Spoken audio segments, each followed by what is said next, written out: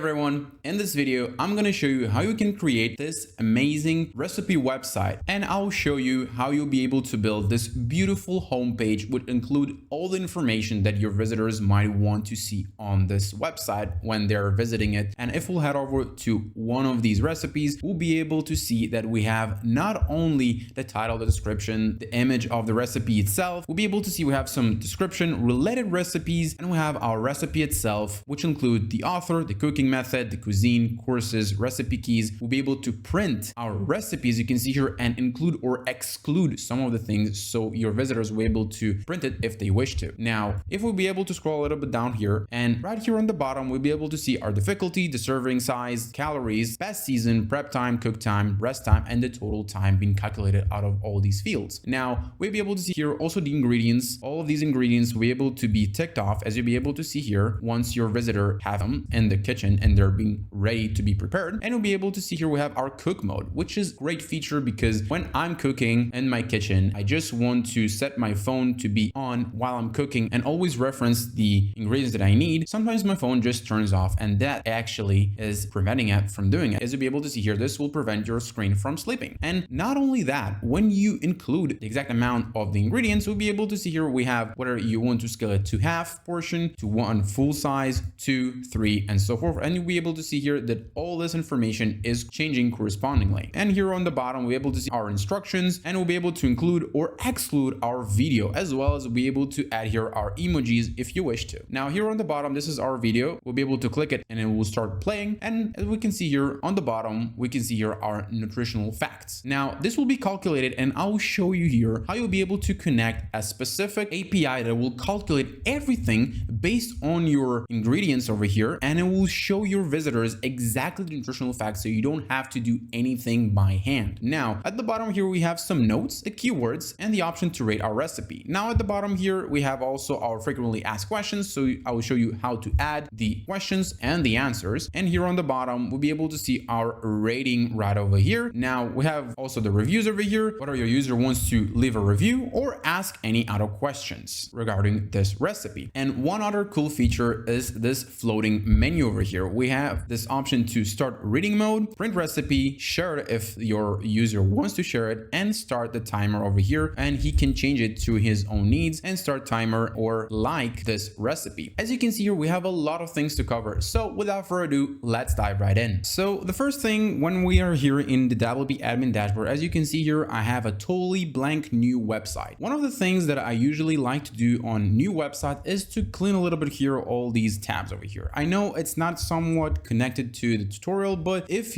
one of you is asking how to do that, this is the way. So you head over to the top right hand corner of your screen and just open the screen options, and then you'll be able to select or deselect the boxes that you want. Usually I'm hiding the add glance, activity, quick draft, and WordPress event and news, and usually I'm leaving the site health status. Other than that, the next thing that we have to do is install 2 plugins and 1 theme. So let's do that right now. So let's head over to our appearance, and then let's head over to our themes. And then over here, we would want to install our theme. So in order to do that, I will head over to the WP Delicious website, then I'll head over to my account, and over here, I will head over to my downloads, and under my downloads, I will download my Yummy Bites theme. I'll download my Yummy Bites Pro plugin and the Delicious Recipe Pro and the Delicious Recipes Pro plugin. Once I've done that, I'll head over back to my website and I'll install my new theme. So I'll head over and click the add new theme, and then I'll click the upload theme, and then I'll just upload the theme right over here. Once you've uploaded your theme, just click install now.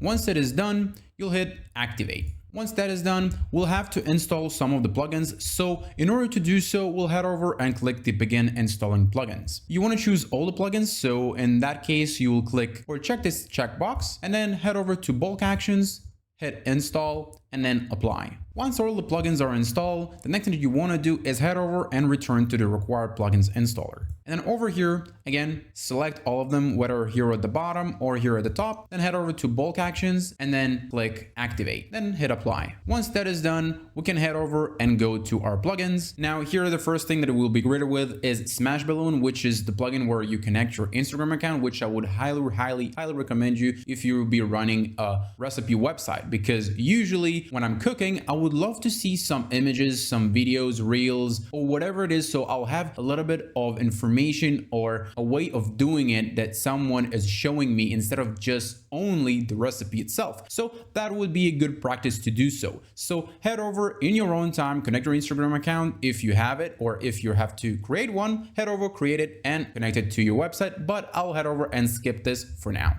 So in my case, I'll head over and click again plugins, and then over here I would want to install 2 more plugins. So I'll head over and click add new plugin, and then upload plugin, and then I'll upload my first plugin. And then here I would want to install you would want to install the Yummy Bites Pro and the Delicious Pro plugins. So head over, upload them and install them. Now, once the plugin is installed, hit activate plugin. And then before we activate our license, I would just want to install the second plugin before we head over and activate both of them instead of just one by one. So again, head over, click add new plugin, and then upload plugin, and then choose the Delicious Pro plugin, and then choose the Delicious Recipes Pro plugin. And then as all the other plugins, head over, click install. Once it is installed, click activate plugin. And once that is done, we'll have to activate our license, as I said before. So you'll have to click this button and then this button for the WP Delicious Pro plugin. We'll start with the first one. So click here to activate, and then head over and copy the license key from your account over in the WP Delicious website, and then click activate license. And if you're not sure where the license key is located, so you'll head over to my account over in WP Delicious, then head over to your license key right next to the downloads, and then just copy your license key. Then head over to back to your website and then just paste the license key right here. Once you pasted your license key, just hit activate license. And once your license has been activated, you'll be greeted with a notice license activation completed successfully. Now, the next thing we have to do, as I mentioned before, we'll have to activate the Delicious Pro plugin. So head over, click this button, and the same process would be repeated. So you'll have to copy the license key from my account over in the WP Delicious website, and then just click save. And once your license has been activated, you'll be greeted again with a new notice. Your license key for WP Delicious Pro is activated on the site. Once we've installed our plugins and our theme, what I want to do is check how my website is looking on the front end to see what has been changed or not. So I'll head over and click the visit website, and then we'll be able to see here that my website is not looking quite the way that I wanted it. So in order to solve that, I'll head over back to my dashboard, and then over here what I would want to do is upload a pre-made template for this website for just the simplicity of this tutorial. So in order to do so, you'll head over to appearance, then over here we'll see a few more things added beside the recipes, WP Delicious, and all the other plugins that has been added with the plugins that we have installed. In order to do so, I'll head over again to my appearance, and then I'll head over to my demo importer plus. And then here we'll be able to see that we have some templates. Now, most of them are in the pro version, so do make sure that if you want one of these templates, make sure you buy the pro version. I haven't mentioned it yet, but I think it's totally worth it with those plugins because those plugins actually level up your website, and you'll see in a few minutes why I'm saying that. Now, just to compare what's the free plan and what's the paid plan are giving you, so we'll head over to the pricing and plans over in the WP Delicious website, and we'll be able to see that actually the plugin itself is free. But if you wish to upgrade for the 1 year or the lifetime license, you'll see what you get here. First of all, as you can see here, usage duration is lifetime. Now, the license key obviously is for one website. You'll be able to see here that most of these things up to a certain point, they are totally the same, but analytics dashboard, equipment section, equipment page, recipe card layout, focus reading mode, and so forth are not included in the free version. And you'll be able to see just in a few minutes why it is so worth it to upgrade. Now, I'm saying this because I've built this website from the ground up, and trust me, you will see what I'm saying here in a few minutes. Let's head over back to our website and let's choose a template that will suit our needs. Now, you will see here that some of these templates are actually looking quite the same, only the color is changing, but you'll see that some of the sliders or some of the elements are shifting here and there. So it's only up to you what do you prefer to insert over here. Now, one thing that is really important for me to note here is that if you choose one of these templates and you'll head over and click the name of it, you'll be able to see that you have the option to import the full template over here by clicking the import complete site, or just by choosing one of these pages to import if you wish to. In my case, I'll head over and import complete site. and then here we'll be greeted with a new pop-up. Now, the first option in this pop-up is that if you have already imported a website before or another template and you didn't like it, you'll be able to delete previously imported site if you wish to. The other options are completely up to you. If you wish to, you have the option to import customizer settings, import widgets, install required plugins, and import content. One of these options cannot be unchecked. This option is install required plugins. You have to install those plugins that come with this template. So this is only up to you. Other than that, I'll keep that as it is and I'll just click import. Once the template has been imported, we'll be greeted with the following message: imported successfully, and then we'll be able to view our website. Let's do that right now. Let's click the view site and it will be redirecting or opening it in a new tab. Then we'll be able to see our beautiful template. Right out of the bat, I'm telling you already that everything here is customizable. Everything starting from the top bar over here to the social icons, to the menu over here, to the logo over here, to the slider. Everything is customizable and I'll show you everything how to do that in this tutorial. So stick with me up till the end and I'll show you everything that you have to know. Now, we'll be able to see here we have our slider of our recipes over here, as well as the time, the level of the recipe itself, the number of reviews, and the button itself, and whether this recipe is for breakfast, dessert, or dinner, as well as whether it's vegan, whether it doesn't contain any eggs or sugar or any other things that we'll see in this tutorial. The next thing we'll see here is other options to view, whether it's delicious, broiling, Chinese food recipes, whether it's appetizer, Asian, broiling, delicious, and any other category that the recipe falls into. Now, the next section here is our newsletter and then recent readers. And as we've seen, everything here on the beginning of this tutorial. So let's head over back to our backend and see how we can customize everything. Before we do that, the one thing that I wanted to show you here is that we do have to complete the WP Delicious activation. So click this button over here and that will be redirecting us to this quick wizard, which we'll go over together really quickly. The first thing that we have to do is press the proceed to setup. Now, the recipe colors, as we can see here, we have two colors, the primary color and the secondary color. For the simplicity of this tutorial, I'll keep that as it is, but you can head over and change it to your own needs. In my case, I'll head over and click next step over here. Now, the next thing here is the permalinks. The permalinks is the tags that have been added after your domain. And if you want to change them, by all means, go ahead and do that. But in my case, I'll keep that as it is.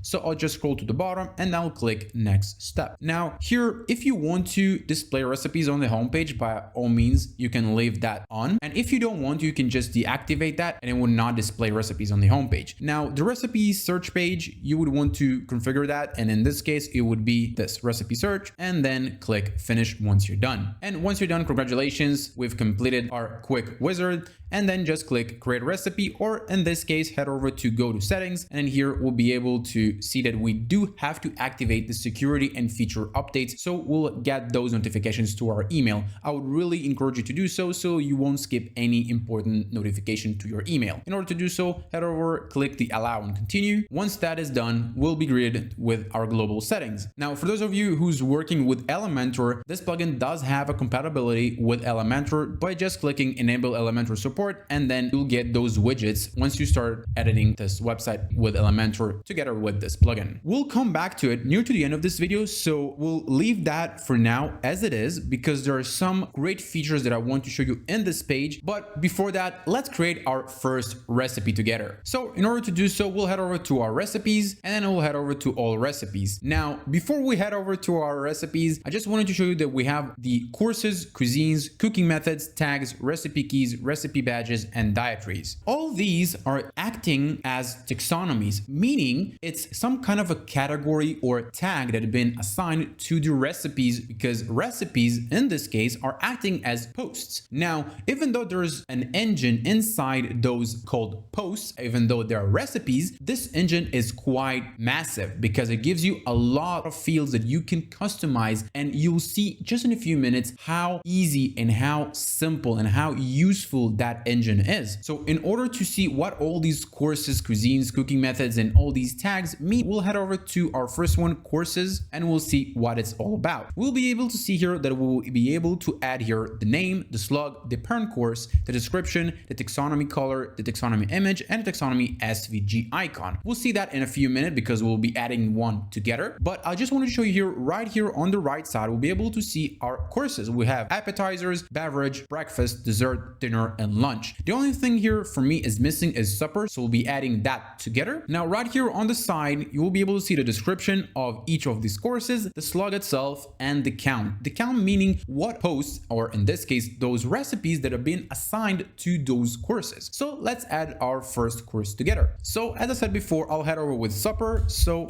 supper, and then the slug is only in small letters, so no capital letters at all. And then parent course, I don't think that would apply here because it is a course by itself. A description, for this case, I'll just copy something and then I'll just change the supper at the beginning. And once that is done, I'll head over to the taxonomy color. I can change it to something else. I will head over with blue because supper, it's in the evening, so a night color, something of the sort. And then taxonomy image, if you want to, you can add it. I would even encourage you to do so. So I'll head over and click add image, and then you have the option to upload your own file, or head over to your media library and choose one that you have uploaded or one that has been added with the template itself. So let's go with something like this. Yeah, I think that suits that. Usually soup is something warm that you usually eat in the evening. And then once you choose your image, head over, click insert image. And the next thing, I want to choose the taxonomy SVG icon. Now here, I think they've done a great job in choosing icons because these icons are totally beautiful.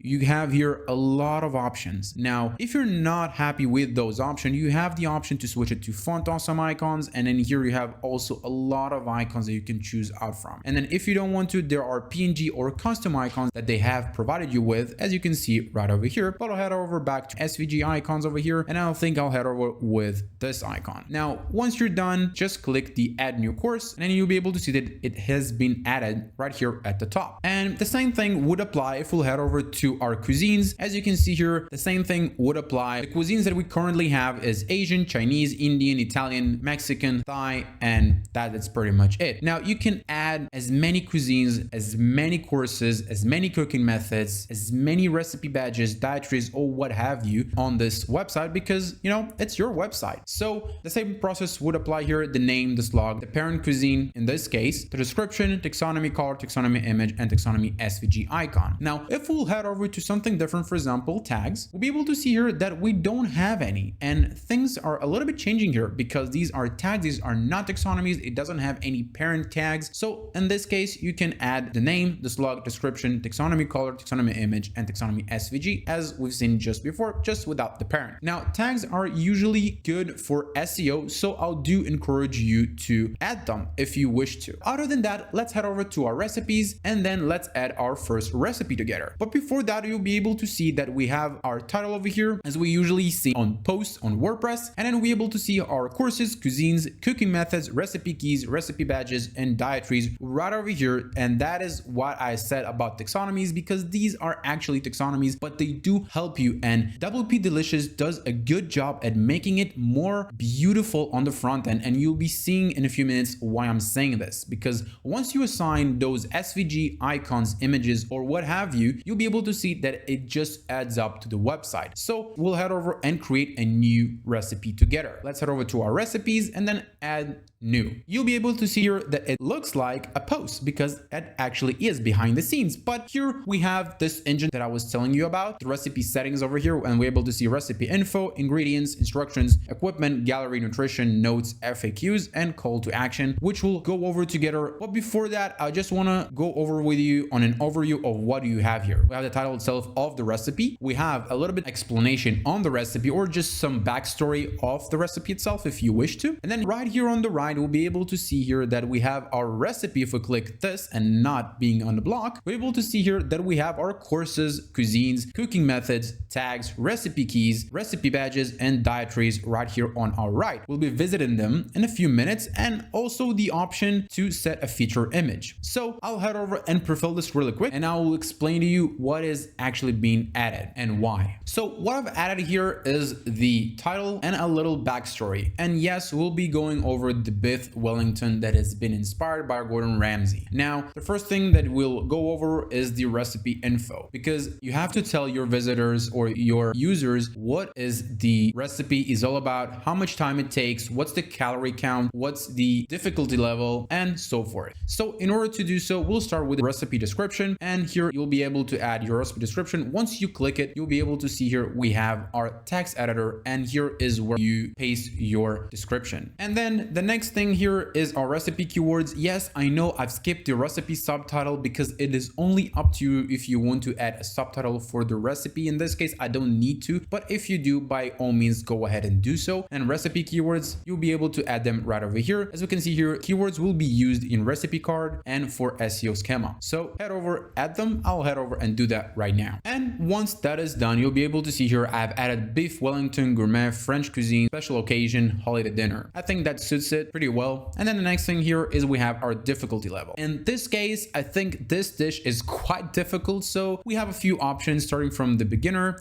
then intermediate, and then advanced. So I think advanced quite suits that really well. So I'll head over and choose that. And in the time here, we have preparation time. So preparation is something like 30 to 40 minutes. So I'll head over with 35 minutes. And then cooking time, I think it takes about 1 to 2 hours. So I'll head over with 90 minutes. And then here, rest time, it is between 10 to 15 minutes. So I'll head over with 13 minutes. And as I've added those numbers, I don't know if you noticed, there is a total duration right over here and it's already been calculated. So this is one of the features that I told you about, that this engine is quite massive, and this is only the beginning. As we can see here, we have our cooking temperature, so you can define here whether it's in Celsius or Fahrenheit. In this case, it will be 400 Fahrenheit or 200 Celsius. So I'll head over and add here 200 Celsius. Then estimated cost, it goes between $50 to $100, and that only depends on your budget and where you're buying your ingredients. So I'll head over with something like $75. Then calories, this dish is between 6 to 8 people. So I'll head over with something like 166 calories to a person. So add here 166. Once that is done, we'll be able to choose our best season. And once we click this field, we'll be able to see here we have fall, winter, summer, spring, or suitable throughout the year. In this case, I think the beef Wellington is perfectly suitable for winter because it is a hot dish. And in this case, we'll head over with winter. And yeah, I think that should suit it really well. And then once that is done, you would want to click the Save Changes button right over here.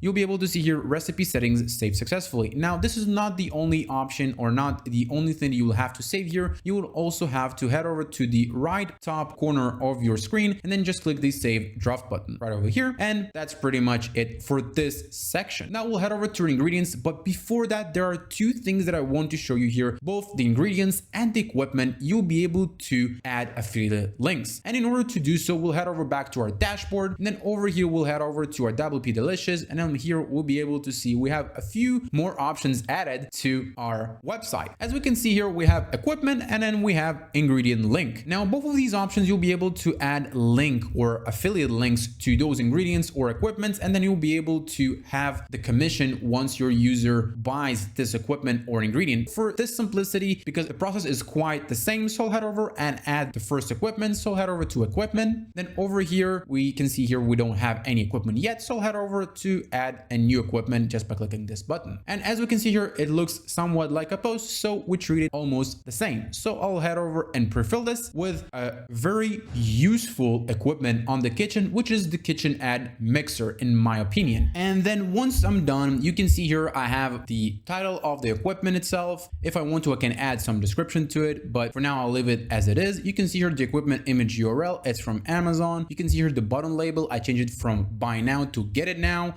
The tag label, if you want to, I just added stand mixer, and the button link would be the Amazon link itself. Currently, I just wanted to show you that you can put here the link itself to Amazon, and then it will redirect your users to the Amazon page of the equipment itself. And then here at the bottom, you can see here you can enable or disable the add rel no follow link, add rel sponsor to link, and then open link in a new tab, or just open it in the same tab that the user is on. Now, once you're done setting up the equipment itself, you can just save save your changes. And then also you can see here we have our notification here, equipment settings, save successful, and then head over to the top here and then click publish. Yes, you would want to publish that. And if you don't know how to disable the double verification of publishing the posts or pages or what have you, you just click the three dots over here, and then you'll head over to preferences, and then here you can disable that over here. Enable pre-publish checks over here. Then you just click out of that, and then you click save, and you can see here that it just saves one time. It doesn't ask you one more time. Back to our recipe, we can see here we have still our ingredients and equipment, and when we'll get to our equipment, I'll show you exactly how to connect the stand mixer that we just added over here. So let's head over to our ingredients, and then here we have number of servings. So here I'll put something like 7, and an ingredient title. We can see here we can just add ingredients and then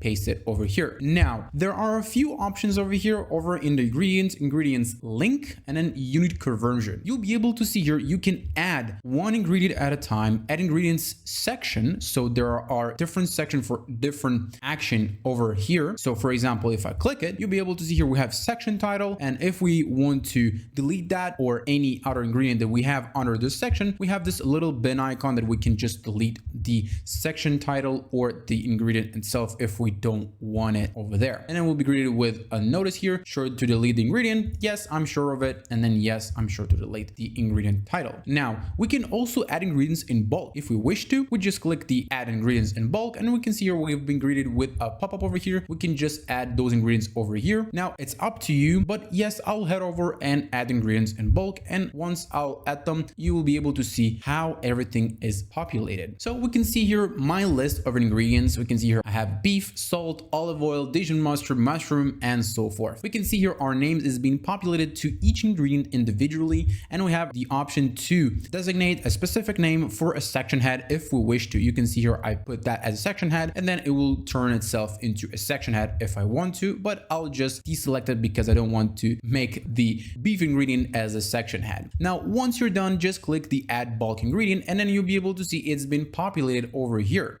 It's sort of a table here. As we can see, we have here at the top our quantity, our unit, and then notes. As we can see here, when I hover it, we have a little tooltip, only numbers, example 1, fraction, half, or 1.5, or 1.5 are allowed. Now with the units, it's a little different story because here you can put any unit of your choice, whether it's cup, tablespoon, teaspoon, or liters, or milliliters, or any other measurement type. So in this case, I'll put 1 quantity of beef, and then I want to put half a kilogram. So in this case, I'll put quantity instead of 1, I'll put 500, and then I'll put grams, because in this case, I'll be using grams instead of any other measurement. And then here I can put some notes. For example, make sure the beef is not raw. All the other ones, I'll be populating them right now. And once I'm done, you can see here I have my quantity right here on the left column, and I have my units. As you'll be able to see here, I have grams, teaspoon, tablespoon, grams, large, cloves, spring, tablespoon, slices, and sheets. You can add here whatever you want to, depending also on the amount of the ingredient itself. As you can see here, I have my notes here right here on the right, and I have my bin if I want to delete the ingredient that I have added, or I just added it by a mistake, and any other reason. Now, once I'm done, again, just click save changes and then also save draft. Once that is done, we'll head over to our ingredient links. You can see here our ingredients, if the ingredient has a link, and if we want to add a link to this ingredient. So you just simply click the plus icon under the action column over here. Then you'll be able to see here we have the ingredient keyword, which is separated with commas or enter key. And we have the link itself to the ingredient. Then if we want to open it in a new tab, or you would want to open it in the same tab, so you just deselect it simply, and that's pretty much it for it. Now, the other thing here, we have the rel attribute. So it will be no follow and sponsored. If you want to, you can leave them as it is, or you can just remove them by clicking the X icon right over here. And once you're done, just click save changes. In this case, I haven't added a link, so it will tell me there is no link, so link is required. So in this case, I'll just exit out of that. The next thing we have is unit conversion option. Now, this is quite huge because if you want to convert those ingredients to a specific measurement and you're not sure about that. So you have here the conversion itself. So you'll be able to choose from keep unit, automatically, tablespoon, teaspoon, or custom. So in this case, I've already added it, but you can, depending on your choice, what other type of unit you would want to. And then it will be converted over here in this column, convert recipe metric. And you'll be able to see here being populated after you click the convert automatically, or when you just simply want to keep the unit, you'll be able to see here 510 grams. The same thing will be here. I'll just keep the unit, and so forth. And then once you're done, as usual, head over, click the save changes, and then save draft. The next thing we have here is our instructions, because after we have all our ingredients being set it up, we want to instruct our users what they have to do with those ingredients. So the section title will be instructions. I think I'll leave that as it is. And then here you have two options, add instruction section or add instruction in bulk. I just wanted to show you what you get here because it's a little different than ingredients or recipe info. So here, when you click the add instruction section, you'll be greeted with this. Enter instruction section title if you have a title for the specific instruction over here, meaning this would be for a specific section of instructions, then this will be an instruction title for the instructions that goes below that. And those instructions would be fitting over here. Once you click it, you'll be able to see you have here the text editor. And here you have here right here on the bottom, the add video if you wish to, which I would highly recommend you. You can add also notes if you wish to. And when you click one of these buttons, a new field would pop up. You'll be able to see here we have video URL, whether it's YouTube or Vimeo. And then we have the option to add a note, whether you want to add specific notes. Usually when I'm cooking, there are specific notes that come up in my head, and I usually would want to write them down for my users so they will know exactly from my experience what to do, so they're able to prevent some things that might go wrong inside the recipe. Now, right here on the left, we'll be able to add here an image, whether it's a JPG, PNG, or WebP, right here by clicking it and uploading the image, or by just choosing it from our media library. You just simply choose it and then you're good to go. In this case, I won't add any image. I would populate all of these fields, but before that, it is really important for me to note here that each of these fields, if you choose them by a mistake, you'll be able to just click the bin icon over here, and then you'll be able to deselect or just close this field. Now, the same thing happens over here. If you want to just delete the instruction section over here, you just click that and then it will just delete it and just will leave you with the section title. Or you would want to delete the section title altogether, just click that and then you're good to go. And one more thing that I wanted to show you here is if you click the add instructions section over here again, and you'll be again greeted with this section over here,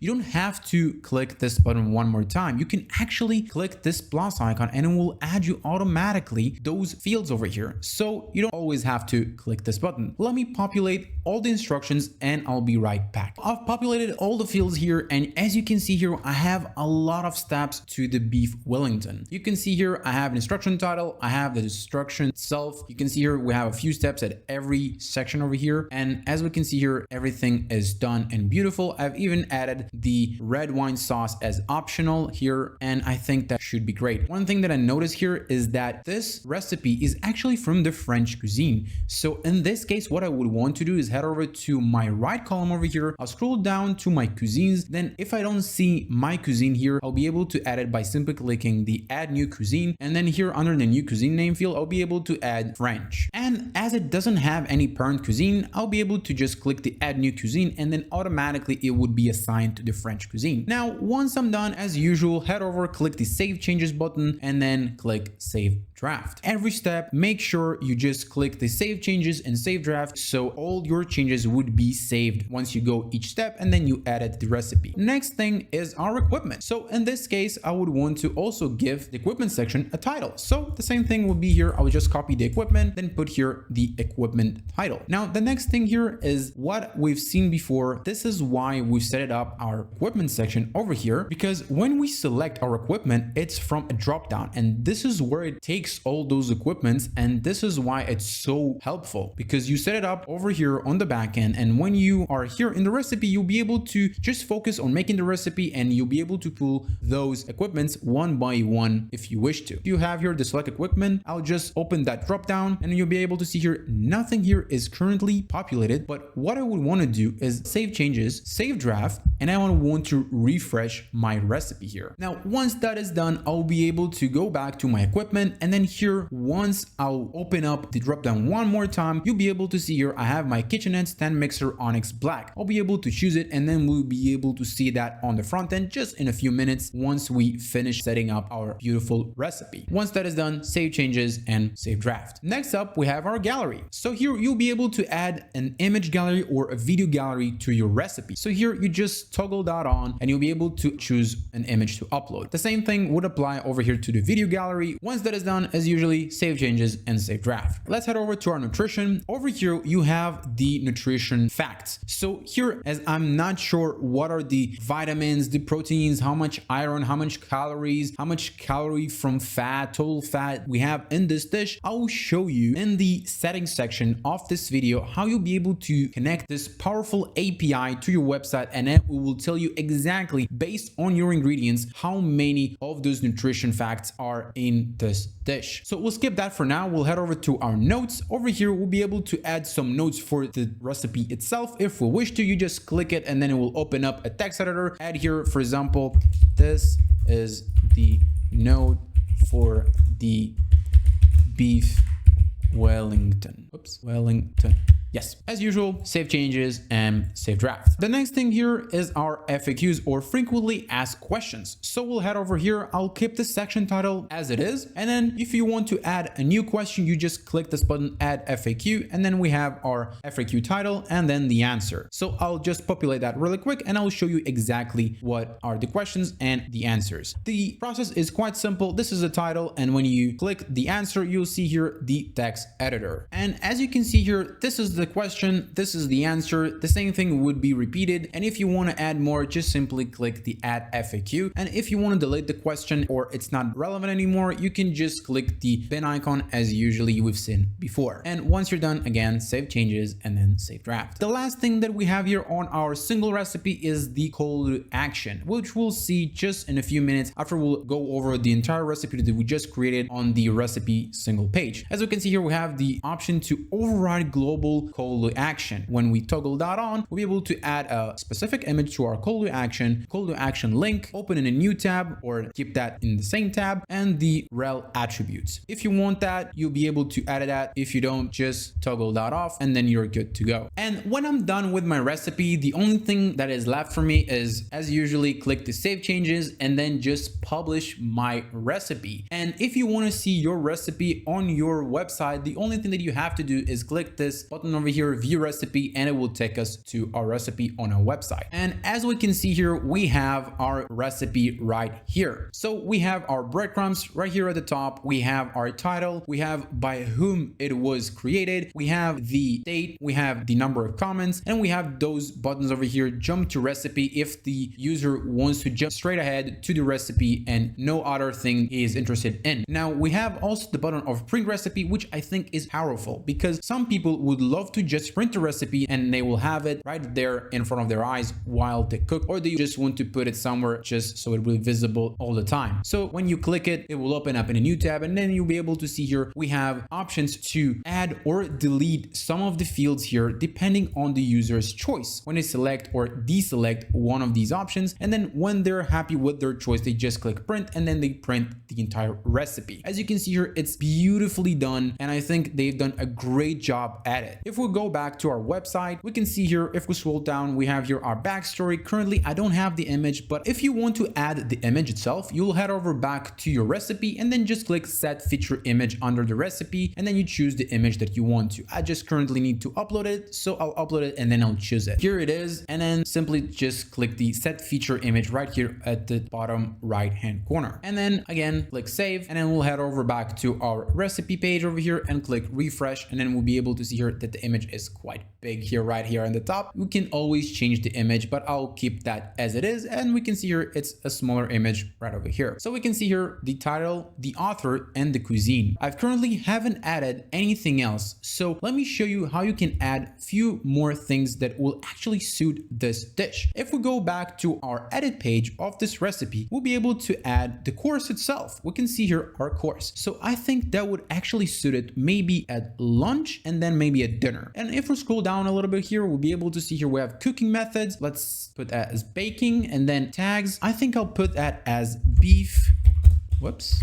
Wellington, and then click enter. And then recipe keys, if we want to, we can put that as high protein. I think that suits that quite well. And then if we scroll to the bottom here, we can put that as delicious, because I'm sure it's quite delicious. I just chose here whatever I think is suitable for this dish, but you can totally choose other options or any other tags of your choice. And then we have the dietary. I think I'll keep that as it is, and then I'll just click save, and then I'll head over back to my recipe and click refresh. And when it is refreshed, we'll be able to see here that now we have a few more things that have been added. We'll be able to see here that cuisine is French, it stayed there, the author is stayed there, but we have the cooking method is baking, we have the courses, it's dinner and lunch, and the recipe keys, it has the cheese icon over here, but when we hover it, we'll be able to see here we have this little beautiful tooltip with these hover animation of high protein. And when we scroll to the top here, we see here related recipes that have the same tags, cuisines, and any other tags or taxonomies that has been added to the same recipes over here. And therefore we have other recipes that have been recommended to our users. We have here the recipe description. Right here on the right, we have the recipe keys, and here we have the recipe categories and feature recipes and so on. Now, if we scroll to the bottom here, we'll be able to see how beautifully displayed. I can't stress this enough. It's right there in front of the user eyes, and I think they did a great job at it. We have the difficulty as advanced as we set it up. Prep time 35 minutes, cook time 90 minutes, rest time 30 minutes, and in total it adds up to 2 hours and 18 minutes. Cooking temperature at 200 Celsius, serving size as 7, and we have estimated cost as 75 and calories at 166. And then the last thing that we have here is our best season for this dish is winter. Now, this is actually the backstory, and this is a description as we can see here. And now we have our ingredients. And as I've mentioned before, we can see here that once the user has the ingredients themselves in front of him, he can just tick that off and he is good to go. And the same thing if he wants to double it or triple it, he just choose those options, and then you'll be able to see that all the ingredients are being doubled or tripled depending on his choice. And we have our cook mode, which actually allows your users to, when they enable this option, to make their phone, if they choose to use their phone for this recipe, would not go to sleep after a certain time. As we can see here, cooking mode enabled. And if you're not sure about that, just hover it and you'll be able to see here we have this tooltip, which tells us this will prevent your screen from sleeping. And then if we scroll to the bottom here, we have our instructions, and this is exactly what I told you about. Prepare the beef. We can see here the exact instructions of the recipe itself. We have the first thing is preheat the oven, then make the dexules. I hope I pronounced it correctly. Assemble the Wellington, and then we have bake the Wellington, and then prepare the red wine sauce if they want to, because it is an optional. And then we have the note. We have this is the note for the beef Wellington, and then we have the option for the user to rate our recipe. And then right here, I just forgot to mention here that we have our keywords right over here for our SEO purposes. Now at the bottom here, we have our frequently asked questions. We can expand them all if we want to, or just close them all together, or open them one by one by simply clicking them one by one, as we used to see on websites. Now, if we scroll to the bottom here, we'll be able to see that we'll give our users the option to pin this recipe or share it on Instagram, as we can see here. Now, the next thing that we have here is our predefined text over here by the template itself. We can always edit it separately. And then here we have our reactions over here, which the user can interact with it if it thinks it's yummy, love, wow, happy, sad, and I'll show you how you can add more reactions if you wish to. Now at the bottom here, we can see the next recipe or the previous recipe as we've seen here on our website, as well as the title, the time, and the level of the recipe itself, as well as what it has in it. Now the next thing here, we have our review or ask a question. If the user wants it, he has it right here at the bottom. Now here currently I have an error, but it's specifically because I haven't connected my Instagram account, because specifically for this, I just want to keep that as simple as it is. Now, throughout the scrolling of this recipe, you might have noticed here this bottom bar over here. The user always can enable the reading mode over here by clicking this, or print the recipe, or share the recipe, or start the timer just by setting up the time over here and then liking the recipe if he wished to. So as we've seen here, we just added our recipe. We've seen its beautiful design design. And now I wanted to show you some of the settings that you can add to your website, to your recipe page, just to level up this design even more. So I'm here over in the recipes. So what you want to do is head over to WP Delicious and then head over to settings. Now over here, as I mentioned before, you have the option to enable Elementor support by just enabling that over here. And then just simply click Save Changes. And then when you edit your website with Elementor, you'll be able to see those widgets in the Elementor edit page. So let's say you want to add those emojis or these reactions on a single recipe page. So what you want to do is scroll to the bottom here on this left sidebar over here, and then you want to open up the miscellaneous. And here, the first thing that you'll be great with is the reCAPTCHA settings, which I would highly recommend you. If you missed this video on this channel, it will be popping up right now on your screen, and you'll be able to see how to set that up for your website. I would usually recommend you on version 3 than on version 2, but it depends on your own preferences. If you scroll to the bottom here, you'll be able to see the option to enable unique reactions under the enable emoji reactions. You can see here that by default, we have the yummy, love, wow, happy, and sad reactions, but you have also other predefined reactions. We have yay, Rolf, smiling, sleepy, angry, dead, or wink. And these are also customizable by icon size. We can see here 48 pixels. It will be aligned to the center, to the right, or to the left. And yeah, that's pretty much how you set up those emoji reactions on a single recipe page. Just to show you an example of how it looks right now, as we can see here, yummy, love, wow, happy, and sad. So let's add some more. Let's say I want to add angry, wink, and smiling, and then I'll click Save Changes. And then when I'll head over to my recipe, I'll just click refresh right over here, and then it will be added. You can see here angry, smiling, and then wink. So let's say I want to change the size of these smiley faces. So I'll head over back to my settings, and then here I'll just simply put that, let's say 30 pixels, and then just save changes. And when I'll head over back to my recipe, I'll just click refresh, and then they will be a little smaller, as we can see right now. So let's put them back at 48 pixels because I think this is actually a good size for them. So save changes, then head over back and then click refresh. Now, if you want to disable those related recipes right over here, right underneath our main recipe image, or you want to add them if they are not displaying on your single recipe page, the simple solution for that is you'll head over to your settings, scroll to the top here, go to general settings, and scroll to the bottom here to the inline related recipes. You can disable them all together or just change the section title right here, related recipes. Related recipe filter is also set by default to course. You can specifically define it to cuisine, cooking method, tag, badge, or recipe key. It will display depending on the exact recipe that you're on, because the course that this recipe is, I assume that all of these ones are the same as this one. So for example, let's say it's dinner and lunch. So let's head over to our Indian whole grilled chicken and scroll to the bottom here until we hit the course. You can see here it's dessert and dinner, so it corresponding to the course itself. If we'll head over back over here to our recipe that we just created and we'll head over to our settings, we'll be able to change a few more options. So we can see here we have our show thumbnail. We can disable that altogether if we just want to show the title itself and the time and the level of this recipe. But I would highly recommend you to leave the image so the user would actually know what is been expected in the recipe that he wants to choose or not. So head over back to your settings. We have a few more options. We have the option to enable the full width related recipes if we want to show after paragraph 3. Specifically, it's defined here. And we have the option to define how many recipes would be defined over here. So we have 3, we have 6, and then we have 9. Now, you might remember that I've told you there is a nutrition calculator in this plugin. So this is the time where I'll show you how you can sign yourself up for this API and connect it, and then it will be calculated automatically. Just a little note here, it does cost money after a certain point, as we'll be able to see in this website. As we can see here, the website is developer.edamam.com. If you're not sure what's the exact link, the link would be down in the description of this video. And as we can see here, this is the free version for developer, and still there are limitations for it because we can see here 400 recipes a month, 10 per minute, 100 per minute if you're on enterprise core, and an enterprise unlimited.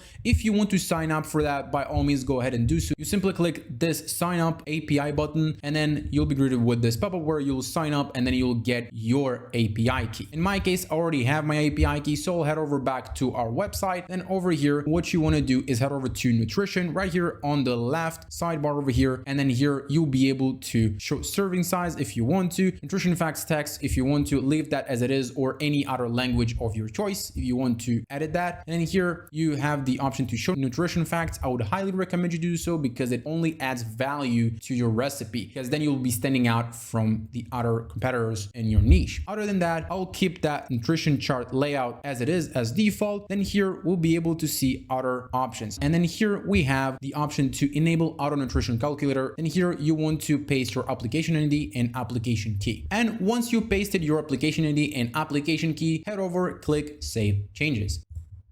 Then recipe global settings saved successfully, and the only thing that is left for you is to head over to your recipe, then edit your recipe. In this case, I'll head over to our beef Wellington, and then I'll scroll to the bottom, and then we'll head over to nutrition. Then over here, scroll to the bottom again, then click the auto calculate nutrition values, and you'll be able to select or deselect some of these ingredients. I'll specifically leave that as all checked. Then calculate nutrition, click that, and then as you can see here, it's done beautifully, quickly. It's right here live. You can see the quantity, you can see the energy, you can see the fiber number, the protein number. And once you're done, simply click the apply calculated values and it will be populated right here on the left, and you'll see the preview right here on the right. After that, head over, click save changes, and then save for the recipe. And if you want to see it on the front end, let's head over back to our recipe and then click refresh. Now we'll see that right here at the bottom. If we'll scroll it a bit, and we'll be able to see here nutrition facts, the calories, total fat, sodium, potassium, and so on. Look how beautiful that is. I think it's so powerful and so totally worth it. Let's head over back to our settings because there are a few more settings that I want to go over with you. So when we're here in our settings, the next thing I want to show you here is the ingredients, because there are a few more options that you can actually enable or disable depending on your choice. So let's head over to our ingredients over here, and we'll be able to enable or disable those checkboxes. So let's scroll to the top a little bit over here, and then we'll be able to see our checkboxes. If you want to disable them, just simply click disable and it will disable them. And if you save those changes, you'll be able to see what I mean. Let's head over back over there, refresh, and we'll be able to see here we don't have any more of these checkboxes, but I will encourage you to leave them. I think it will be very helpful for me because then I will know what ingredients I already have, because it's called mise en place, if I pronounce it correctly. I'm sorry if I didn't pronounce it correctly. And then we have the option to include those ingredients in one column or two column. And then if you want to sign up with Chicory, you have this option over here, sign up with Chicory, and then activate Chicory if you want to enable it. I hope I pronounced it correctly. Then here we have the adjustable servings if we want to show the adjustable servings or disable them altogether. And then we have the option to use fraction if we want to, if you want to enable it or disable it. And we have also the option to display unit conversion. If we want to, we have use customary or metric. Now here there is a beautiful option to enable the ingredient image. If you want to, you can enable it, show image for ingredients, and then you'll be able to see here we have a predefined list with an image right here on the left, and you'll be able to edit this image or delete it altogether by clicking the X icon. If you want to change it, just simply click those arrows over here that goes around, and then you'll be able to choose a different image of your choice, but I'll keep that as it is. And you'll be able to see here the ingredient name right next to it. And then once you enable it, the image would be right next to the ingredient name. I think that's powerful, but that depends on your choice. And that is it for the ingredients. Now, the next thing that I wanted to show you here is we've seen that on the single recipe page, the reviews, and I want to show you here what you can add or disable if you wish to. So let's do that together right now. So in this case, we'll head over to review ratings right over here, right on our left sidebar. And then you'll be able to see here we have enable comment ratings. It is enabled by default. You can also change the default rating label if you want to. And if you're not sure what I'm talking about, is if we'll head over back to our recipe and scroll to the bottom here, we'll be able to see it right over here. We'll be able to write a review, ask a question, and then we'll be able to see rate this recipe, and it will be seeing here it is corresponding to this. Now, really important note here is I will encourage you to enable recapture for comments, because there are so many bots out there that would want to comment some spam on your recipes, because again, recipes are like posts. Now, currently I didn't enable it on this website, so this is why it shows me this note here. So I would just disable it for now, but I would do encourage you to enable it. Now we have the enable questions if we want to. As we can see here, we have ask question, as we can see here. Now, the other cool thing that I note here is the option to enable did you make this recipe? And when you enable it, you'll be able to see here we have a new title over here with the option for the user also to upload the image of the recipe that he did that we just showed him. And we also have the option to enable recommend this recipe if he recommends it or not. And then the other option here, I think it's quite cool, but it still depends on what you want to do specifically for your website. The option to enable exit intent, which will display a pop-up for your user if he didn't left a review on the current recipe that he was on. But other than that, when you're done setting that up, save those those changes, and then you're good to go. And next up, what I want to go over with you is the front page of your website and how you'll be able to customize each and every section to your own likings. So let's do that together. We'll start by going to our front page, by going to Doodle Noodle, and then visit our site. As we can see here, our recipe on our front page. So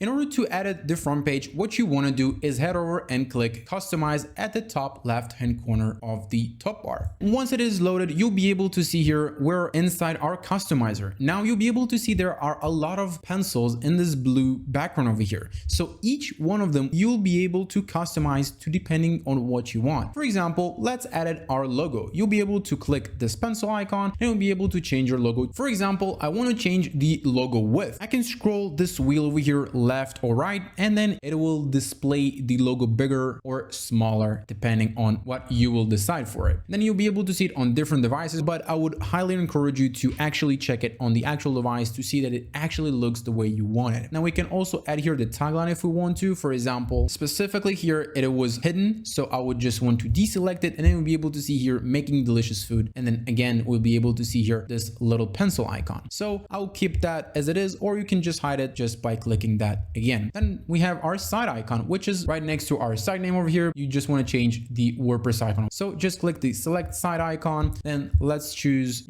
I think we'll choose something like this, and then select, and you'll be able to see that it changed right over here. If we scroll to the bottom here, we'll be able to choose the title typography of our website. So let's open that up. We'll be able to see here the font family is default family. It doesn't tell me a lot, but then you'll be able to see here there are a lot of fonts you can choose from. Let's set it, for example, to something like assistant. So let's search for assistant, and when we choose this font, the site title typography has been changed. The font size, you can define it over here, line height, letter spacing, font weight, and transform. Now the site title specifically here, it is in black, and then site tagline is black. So here you can also choose it to a different color. You just click it, and then you'll be able to see here you have your palette right over here. So I'll keep that as black, and then I think that should suit it for the site identity. Now if we'll head over and we want to change the menu, you just click the pencil icon, and over here it will redirect you on the customizer right here on the left sidebar. It's set up to the primary menu. Now in order to edit that, you will need to head over to your appearance menus, and then you'll be able to edit your menus over there. But if you don't want to go over to the dashboard and then change it over there, you can actually click the edit menu from here, and then you'll be able to change those items from here. For example, I want to remove the contact, so I can just open that up and then remove it, and then it will be removed from here. So you can see how simple that is, and once you're done, just simply click publish. Now if we'll head over back to our settings over here, we'll be able to see we have our footer menu, quick links, recipes, secondary, social media. For example, I want to put some links to my social media accounts, so we'll open that up, and we'll be able to see here we have our Facebook. We'll open that up, and we'll be able to put our Facebook URL to our Facebook page, or an Instagram page. We'll be able to open that up and put that URL right over there. Pinterest, TikTok, YouTube, and so on. Or if you want to reorder them, you can just simply click reorder, and then you just click the arrow icon right over here, so it will put it on the top. And once you're done, head over back, and then we still have a lot of things to cover. For example, if we head over to general, we'll be able to see here we have our containers, so we'll be able to define our overall container of our website. Specifically right now, it's set it up to 1230 pixels. You can increase it, for example, to 1400, and then you'll be able to see your website is much wider than it was before. Or for example, you can decrease it to 1140, and then it will be much tighter. So again, it only depends on your own preferences, but let's put it as 1280, and then I think that should be good for that. And full width, center, max width, we can also set that up depending on what we need here. Now if we head over back, we have here the sidebar. We can actually define the width of our sidebar. Specifically, it will be more visible on single recipes or archive pages. And also the widget spacing, you can see here that it's set it up to 32 pixels. And last, widget sticky, if we want to enable that, we can do that right here. If we'll head over back, we'll be able to see here we have our buttons. So currently right now our buttons are rounded to 4 pixels. So let's put that, for example, at 50. We'll be able to see here the button is changing. So let's put everything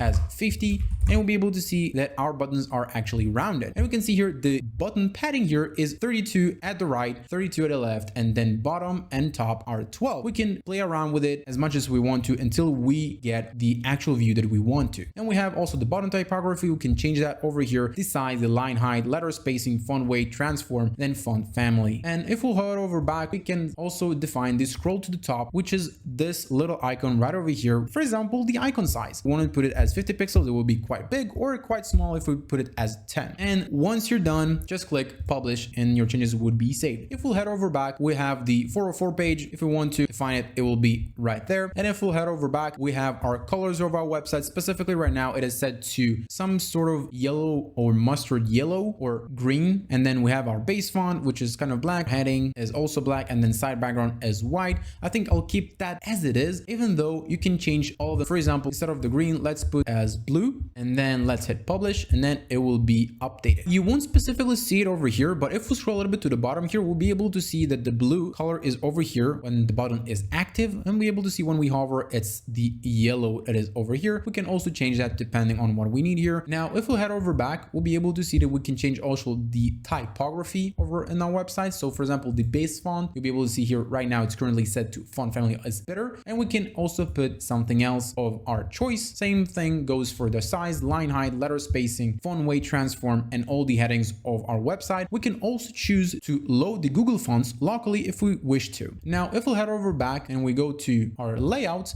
we're able to see here we have our header layout, slider layout, blog page layout, archive page layout, single post, pagination, and sidebar. So let's start with our header layout. We're able to see here we can change it depending on the images we have here. It's quite useful because we can see here that each layout is being shown to us before we change it. Now, I think this layout is quite good. I'm happy with it, but if you want to change it to something else, by all means, go ahead and change it over here. And the same thing goes with the slider layout. If you don't want it to be like this and you want it to be even wider, you can change it to this, and you'll be able to see that the image is quite big. And on top of it, we have a little box here with the recipe title. As we can see here, the blue is also applied to the clock and to the level of the recipe itself. And if we head over back, we'll be able to see the same thing will apply with the blog page. We'll be able to see here that over here, we'll be able to choose it differently. The same thing goes with their archive page and the single post layouts and the pagination. Specifically right now, it's set to next and previous, but you can define it by numbers or Ajax load more button or Ajax auto infinite scroll, which I highly recommend you to do so because I've seen a lot of my clients are actually requesting, but it still depends on what you want. Now head over back and we're able to see that the next thing we have is our main header, which is this. Now let's head over to general, and then here we'll be able to enable or disable header search if we don't want that. We'll be able to see that the search icon is right over here. We'll be able to disable it, and we'll be able to see that it loads now and then it just disappears, or just enable it and then it will come right back. And the sticky header, if we scroll to the bottom here, we'll be able to see that the header is actually sticking to the top. So if you want to disable that, just disable it right over here, and you'll be able to see that there is no more sticky header on our website, which I would highly recommend you to leave it because you want to enable your users to always have the option to navigate on your website depending where they are. So we have also the item spacing, which is related to these ones. It's set to 20 pixels, so you can increase it or decrease it depending on your choice. So for example, let's put at 30, able to see it's more spaced out right over here. We can also stretch our menu if we wish to, so it'll be spaced on the entire space that it can take, but I would encourage you to leave that as what it is because I think it should take the space that it needs to, no more, no less. I think that suits it perfectly. Now we have the drop down width. When we open that up, we'll be able to see here that it is currently on 200 pixels. I think that suits it perfectly. I don't think it needs even more, but if you want to make it shorter or wider, you can actually increase the number over here, and that would increase the width of the drop down menu over here. Now, if we'll head over back, we can actually access our social media settings, but specifically here it's for the header because we are under the main header, social media settings. Specifically here, you can show them or hide them or reorder them depending on what you want. And here, if you want to edit the links over here, go to the bottom here and just click the here button, and you'll be able to access the links for each one of them. You'll be able to link your Facebook page, Twitter account, Instagram account, Pinterest, YouTube, TikTok, LinkedIn, WhatsApp, Viber, and Telegram. And once you're done, just click publish, and then we'll head over back to our settings. And then here we'll head over to our posts and pages. Then we have our front page settings. And the first thing here, we have our banner section. So it will be this. So now we have our banner slider. It will be defined as this. We can disable the banner altogether. We can add banner as search. So it will switch it to specifically search, and that will be the first thing that will be visible to our users. I will actually encourage you not to leave that as it is. and I'll just keep that as banner slider. Next thing up, we have our slider content style. So we have the latest recipes. You can define it differently. You can set the categories, latest post, recipe course, recipe cuisine, recipe cooking method, or recipe keys, depending on what you want. The number of slides will be defined right over here. You can increase it or decrease it depending on what you want. I will keep that as 6 because the 6 last recipes, I think I would want to promote them, so I'll leave them as it is. Then we have the option to enable or disable autoplay slider, loop slider, slider caption, and full image. Then the slider animation, you can define right over here, bounce out, bounce in, fade out, fade in, fade left, fade right, and so on. But I will leave that as it is. And then we see here the slider speed is 5,000 or 5 seconds, because here it's in milliseconds. Then we see here the slider read more. So for example, we can define it differently for this button. Specifically here, the button is not visible, so we don't have to define it over here. But if you want to change the slider view, now you know where you can define it differently. If we'll head over back, we'll be able to see here our recipe categories. It will be this. And here you'll be able to choose which categories you want to display here. So in my case, I would actually disable all of them, and I would want to include only the Asian, Chinese, Italian, Indian, Thai. I'll just remove it because I haven't added an image for an Italian, but I'll add it a little later. For now, these are the cuisines that I have image for, so I'll leave that as it is. And you can see here, it's beautifully displayed underneath our recipe slider over here. We can also define it differently. Specifically here, it's recipes, but we can also define as posts, but still it depends on your own choice. So let's head over back. We have here the featured area. So the featured area is specifically the recent reader favorites. As we can see here, we can define the title differently, the description differently. And then here under tabs, we can actually choose what we want to display here. So for example, here it's on custom. We can show custom recipes of our choice. So we can see here strawberry maple protein. So if we head over to custom, we'll be able to see that this is the first recipe here, and we can actually define it differently. We can open that up and we can see that we can choose a different recipe of our choice. The same thing if we'll head over to our featured, we'll be able to see here, we can also change things around there. For example, here again, it's still on recipes, and here we can also change those depending on what we want. For example, let's say I want to change the cheesy vegan pizza beans. It will be right over here. I'll open that up and then I'll change it to something else. Let's head over with Mexican crispy French fries, and we'll be able to see here that it changed right here on the feature. So the same thing would apply if you want to change for popular, latest, or custom, as I've showed you just now. Now, if you want to add a new recipe, you just click this button and then you add the recipe that you want to. And if you want to remove the recipe, you just click remove and it will remove it. The background for this section is right over here. Under the background color, you can choose a different background if you want to, but I'll keep that as it is. Now, the tab label font size, you can also define it over here. If you want to increase it or decrease it, by all means, go ahead and define it right over here. And if we'll head over back, we'll be able to see our newsletter section, which here you can click the got it. And then here you'll be able to enable the GDPR compliance, which I would highly recommend you to do so by clicking the enable GDPR, which will add the checkbox right over here. By checking this, you agree to our privacy policy, which is really a good thing that they added it over here. And if you want to save those changes, just simply click publish. Let's head over back over here. Next up is our blog section. So over here, it's quite simple. You can add it here, the blog title, the blog description, if we want to, for example, add a description. So let's say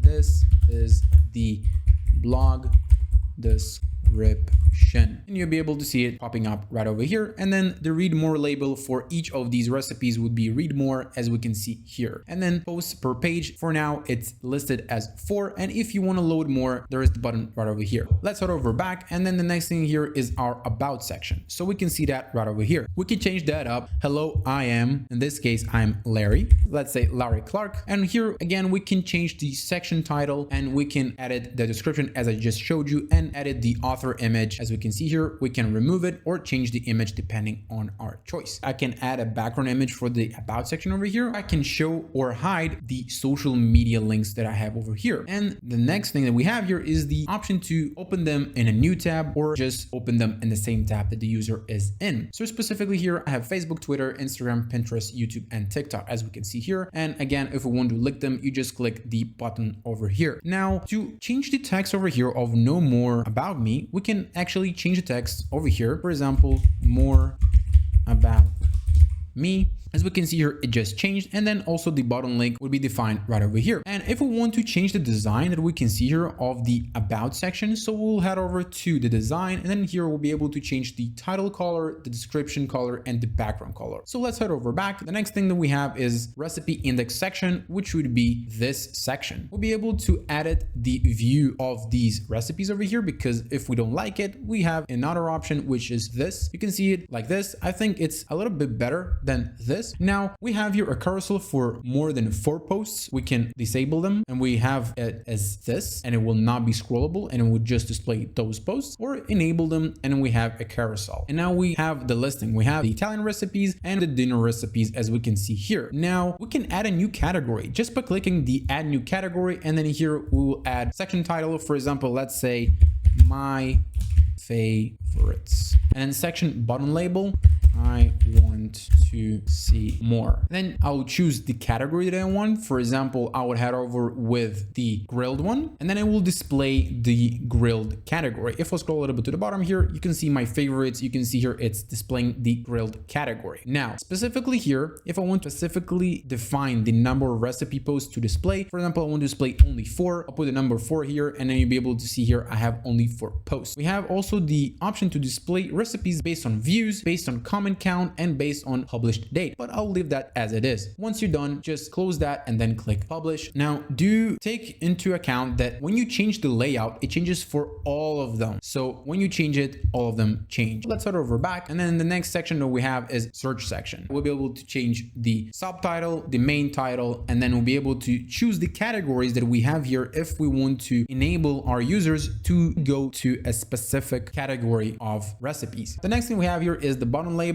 over here, or browse all recipes. We can change that, and we can change the button link over here. And if we'll head over back, we have the category section. So here it's almost the same as we've seen before. You can define the layout differently if you choose to. Then here we have the section title. The same thing goes with the description, and then display categories from recipes, then choose the category, and then number of posts, and tab label font size over here. And if we'll head over back and we'll head over to the call to action section, it is this section. As we can see here, the section title is quick and tasty recipes. Section description is as we can see here, and then button label, we can put it as for all recipes. And we can also define the button link, and then define if it will open up in a new tab or not. And we can also center this box over here, as well as the text, or just align it to the right, depending on our choice. And if we scroll to the top here and we'll head over back, we'll head over to the featured on, which is this section, which you can put any other news websites or any other websites that your recipes has been featured on. This is your place to shine. And here I will keep that as is because this is a demo website. Now, if we'll head over back, we have our sort front page section. So over here, we can actually play around with all those sections. For example, I want to put the newsletter section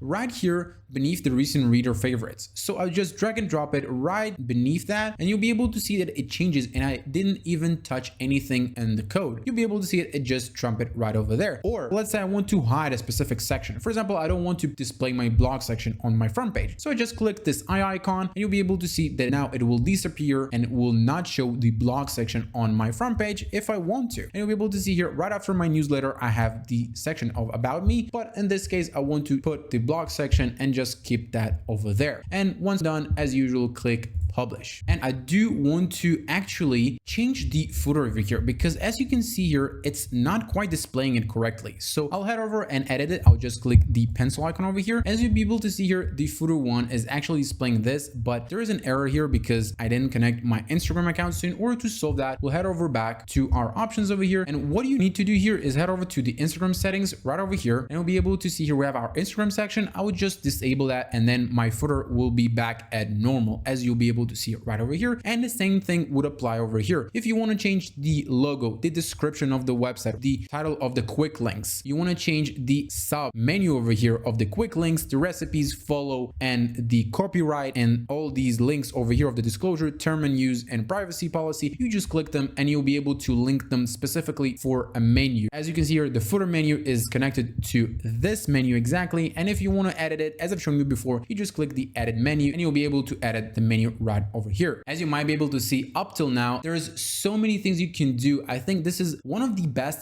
solutions out there if you're building a recipe website, but there is still one more thing that I wanted to show you here is the option to enable your users to submit their own recipes to your website if you wish to. So let's do that together right now. So in order to enable your users to submit recipes to your website, what you have to do is head over to WP Delicious and then head over to settings, and you want to enable this option. By default, it is enabled, but it's kind of hidden. So let me show you where it is. So here you'll be able to see here we have recipe submission, and in here, if you want to enable or disable the recipe submission, you just disable it by disabling this button or enabling it back. And then here, this is basically what you have to do here. Here you have more options, but specifically, this is all you have to do. And the page from where your users will be able to submit it is the recipe dashboard page. So let me show you where that is. So let's head over to our pages, and then over here, we'll be able to find our recipe dashboard. So let's view it because I think it doesn't look quite well as I think it is. And as we can see here, yeah, that's what I thought. We have here our sidebar. So in order to remove this sidebar, let's head over back to our pages. Let's edit the page. And then here, what you want to do is set the full width or full width centered. I'll head over with full width and then head over, save those changes. And then let's head over back to our page. Let's refresh our page, and then we'll be able to see here, we have our recipe title. We have the option for our users to upload an image of the recipe that they want to upload. We have the description. When they click it, they will be able to add a description for the recipe. If they want to, they have the option to assign a specific cooking method from the ones that we've found on our website. For example, it will be roasting, and then cuisine. Let's say it will be Chinese, and course, let's put it as appetizer, and then let's put a recipe key. Let's put it as cold, yeah, and recipe badge, and so forth. You'll be able to see here they have pretty much all the options that you would usually have on a single recipe. As you can see here, the quantity, the ingredients, the instructions, everything is set up here specifically beautifully for your users to upload their own recipe for an approval from your own side. And once they are done, they'll be able to save the recipe or submit the recipe to you. And when you scroll up, you'll be able to see here we have the option to edit the profile, favorites, browse recipes, and my recipes for the users to see their recipes that they uploaded. If we open that up, we'll be able to see that we don't have any recipes that we currently submitted. And if we'll head over to browse recipes, you'll be able to see here that I've browsed these specific recipes on the website. If we specifically want something else, they will be able to filter it on a different one. For example, let's head over with a cuisine, let's head over with French, and be able to see that they have a filter specifically for the recipe that we've uploaded. And if they want to save something for favorites, they have it over there. And if they want to edit the profile, it will be right there. So as we've seen, there's so many things we can add. We can create a beautiful, intuitive website for our users to use and create a beautiful recipe website that our users would love and would want to use over and over and over again. As usual, all the links that I've shown you in this tutorial will be down in the description of this video. And if you like this video, I'll be really glad to if you leave a thumbs up. Make sure to subscribe to my channel so you won't miss any tutorial that I post on this channel, whether it's a theme, plugin, WordPress, WooCommerce, Elementor, you choose it. It will be on this channel. And as usual, I'll be seeing you in the next one.